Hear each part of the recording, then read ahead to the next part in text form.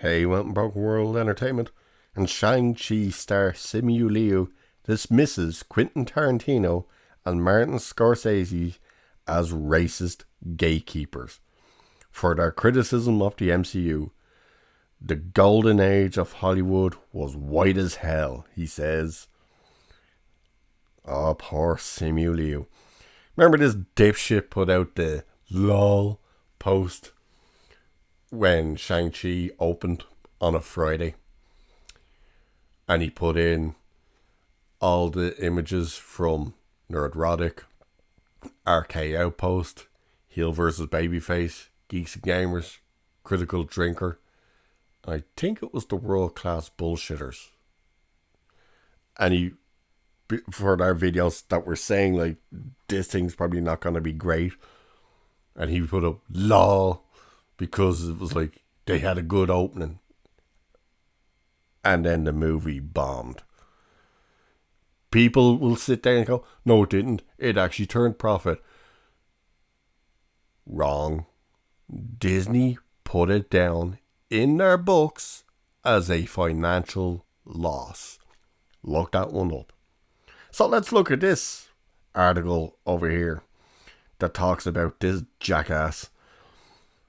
So, not one to let an opportunity to embarrass himself pass him by, Shang-Chi and the Legend of the 10 Onion Rings, just the 10 Rings, star Simu Liu has dismissed the criticism of the MCU, or that should be MCU, by esteemed Hollywood directors Quentin Tarantino and Martin Scorsese as nothing more than racist gatekeeping.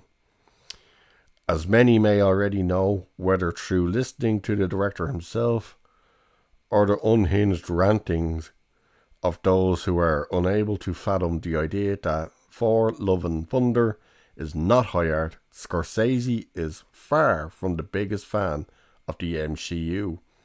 Speaking to the topic during an interview with Empire magazine in 2019, the Wolf of Wall Street director explained, I don't see them, I'm tired, but that's not cinema. Honestly, the closest I can think of them, as well made as they are, with actors doing the best they can under the circumstances, is theme parks. He opinioned. It isn't the cinema of human beings trying to convey emotional, psychological experiences to another human being. Expanding on his opinion in an op-ed for the New York Times, Scorsese said, many of the elements that define cinema as I know it are there in Marvel pictures. What's not there is revelation, mystery, or genuine emotional danger. And he's not too wrong in a lot of that. Especially now. Bloody hell, everyone who dies in the MCU now just come back. Scarlet Witch just died in Doctor Strange, and they already have 8 projects where they're saying, any of these 8, if not all these 8, she could come back in. She's already... It wasn't even like a month later, and she was already out there saying, oh yeah, I'm coming back. Nothing is at risk, he said. The pictures are made to satisfy a specific set of demands, and they are designed as variations on an infinite number of themes. They are sequels in name, but they are remakes in spirit, and everything in them is officially sanctioned because it can't really be any other way. That's the nature of modern film franchises, the director asserted. Market researched, audience tested, vetted, modified, re-vetted, and remodified until they're ready for consumption. He's definitely not wrong about that part. In saying that, though, he kind of goes through the same thing. There was a lot of things he wanted to do with the Irishman. Look, see what he's saying, but, whatever. Unsurprisingly, words are hard, Unsurprisingly, Scorsese is not the only director who has taken issue with the lack of creativity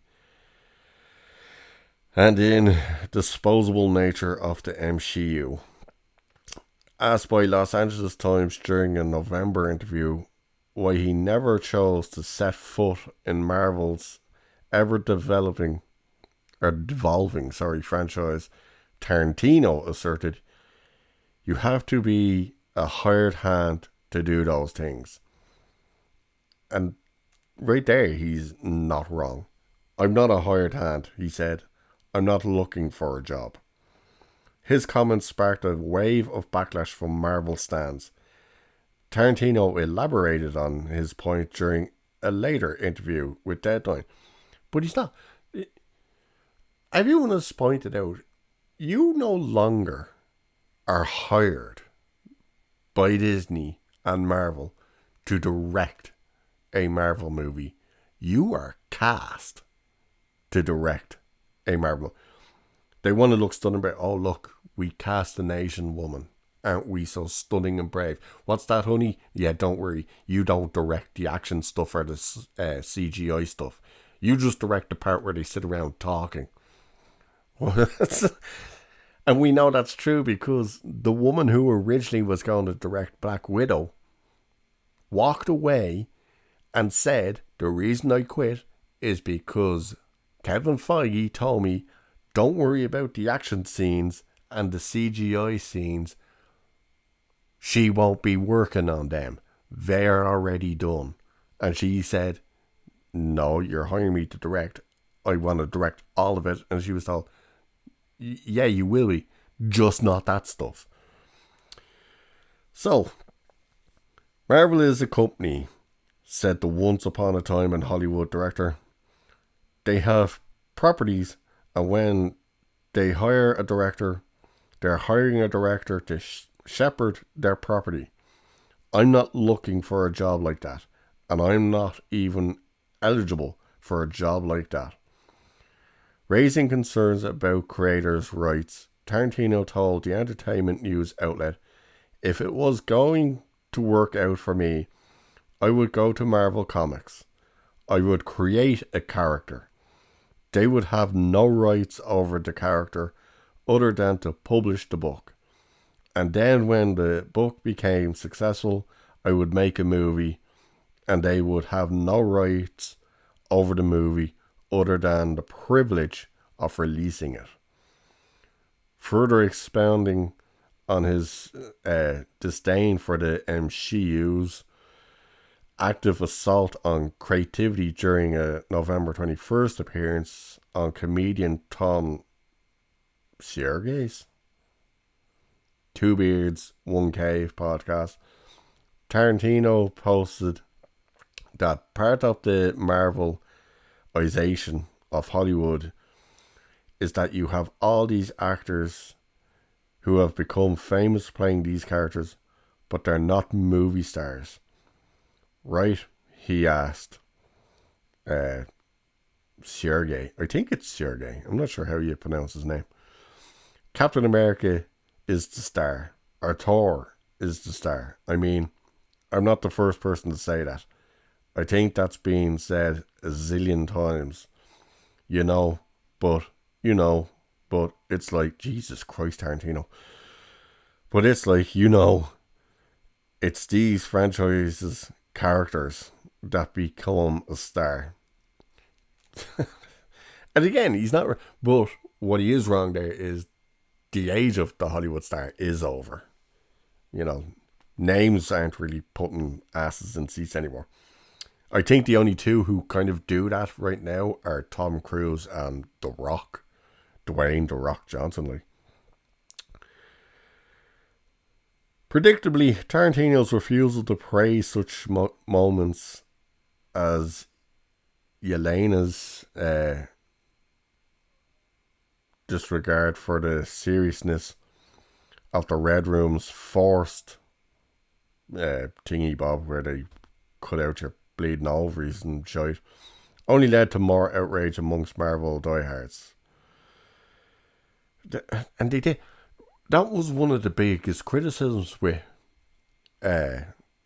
Black Widow, was the scene where Yelena and Natasha are sitting there and just bringing this stuff up in a way to just make David Harbour's character, can't remember what the hell he's called, to make him uncomfortable. It's like, compare that scene to Natasha explaining it to Hawkeye, to Clint, where like it was so emotional for her to say, like, basically she's never going to be able to have a family because of what they did.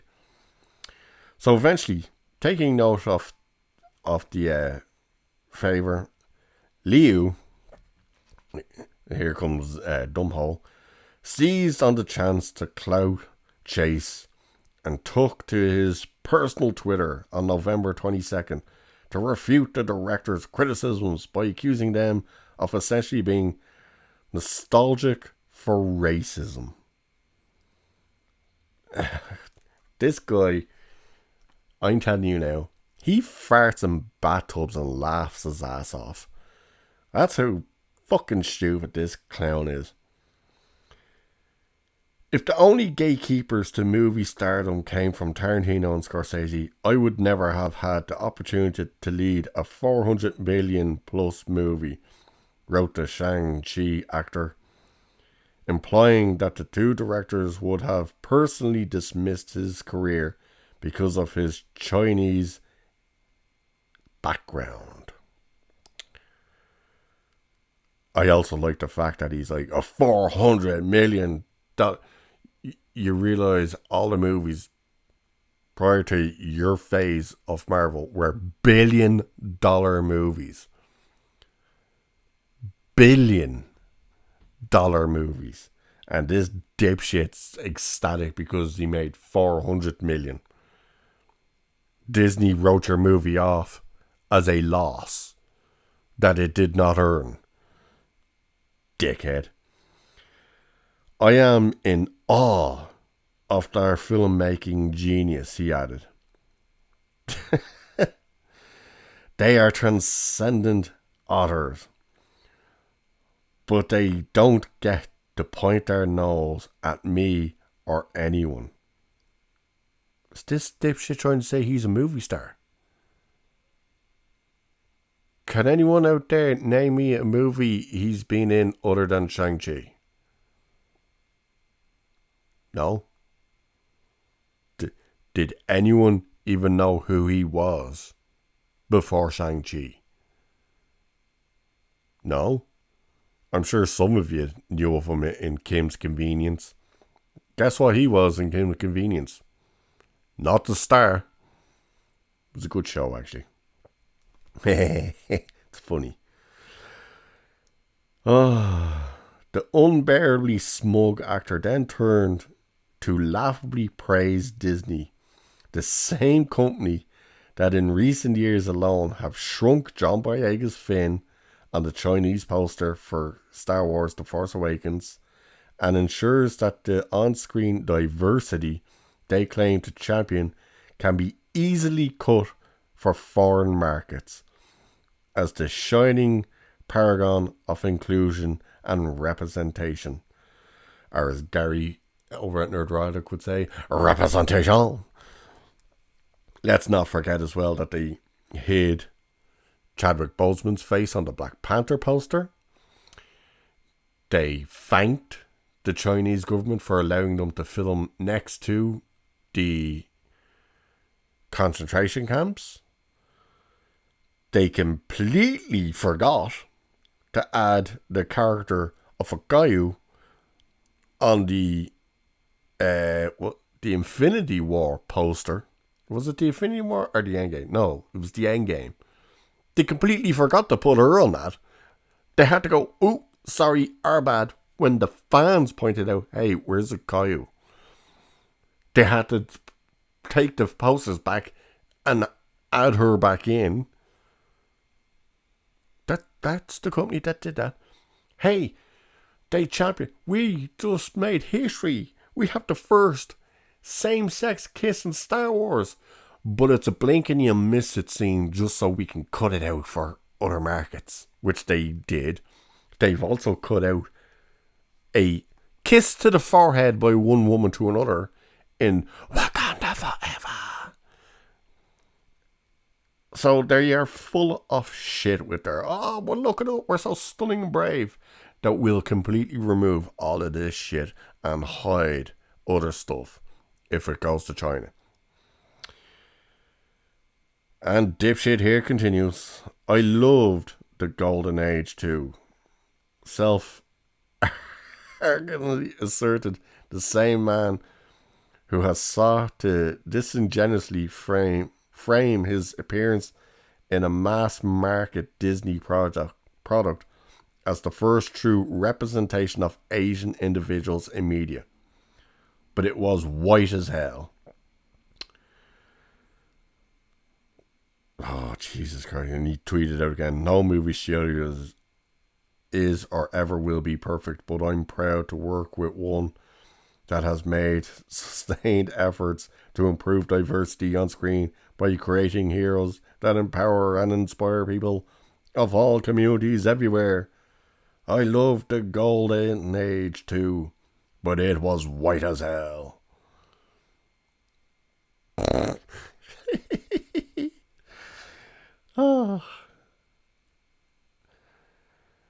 Oh, good God. In conclusion to his thoughts, Leo attempted to puff his chest against those who disagreed with him by playing the internet tough guy, pathetically sharing a gif of himself as Shang-Chi preparing for a fight alongside the caption, bracing for loser internet trolls like... Oh my dear God.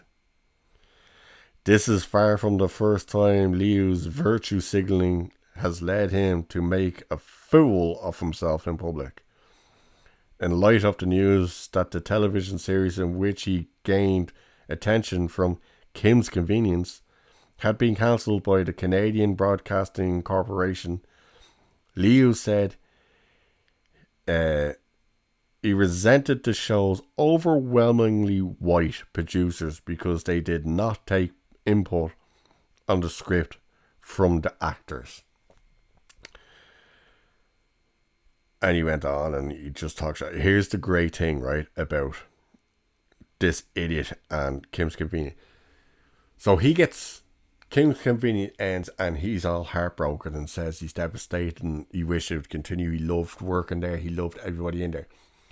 Soon as he got the role for Shang-Chi, he came out and said, oh, I held up production on Kim's Convenience because they wanted me to say this one line and I refused and held the production up for an hour and a half because it was so racist. It was so this, it was so that.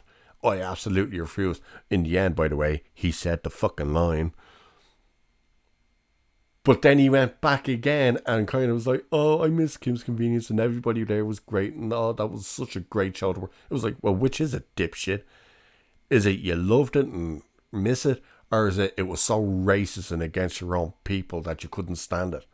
Because he flip-flopped on it. He absolutely flopped on it. What else did he say? But we were often told of the next season's plan, blah, blah, blah. So he's just shouting on about the show. 2 months later, Liu took disingenuous issues with comments made by Disney CEO Bob Chapek during the company's quarter earnings call, wherein discussion of the decision to release Shang-Chi and Free Guy to Disney Plus after only 45 days in theaters. The executive opted on Shang-Chi. We think it's actually going to be an interesting experiment for us. Though Chapek was clearly referring to Shang-Chi's experimental release schedule, Liu accused the CEO of using the term in reference to the fact that the film was Asian-centric. We are not an experiment. We are the underdog, the underestimated. We are the ceiling breakers. Oh, good God. We are the celebration of culture and joy that will preserve after an embattled year. We are the surprise. I'm fired the fuck up to make history on September 3rd. Join us. He's such an absolute walking donkey. He doesn't know where he's coming or going, this poor bastard. He really doesn't. What, like, you're such a ceiling smasher. There he was going, what? He basically was saying, we were the first Asian people ever on screen. Ever. No one's ever seen an Asian before. People are like, what the hell is he talking about? It's like, did this dude never hear Bruce Lee? Or Jackie Chan? Or Donnie Yen? Or Chow Yun Fat? To name but a few. Michelle Yeoh. Like, you never heard of these people? No. Ah, Jesus Christ. And now these directors come out and Quentin Tarantino's like, yeah, look, I don't want to be cast to direct something. I would rather direct something that's I've written or a new creation, not this. And he's coming out going, he's racist. He is such a child. And absolutely, he hasn't a clue, bless him. Anyway, with that, I'll leave it here for this one. I shall catch you in the next one. Cheers.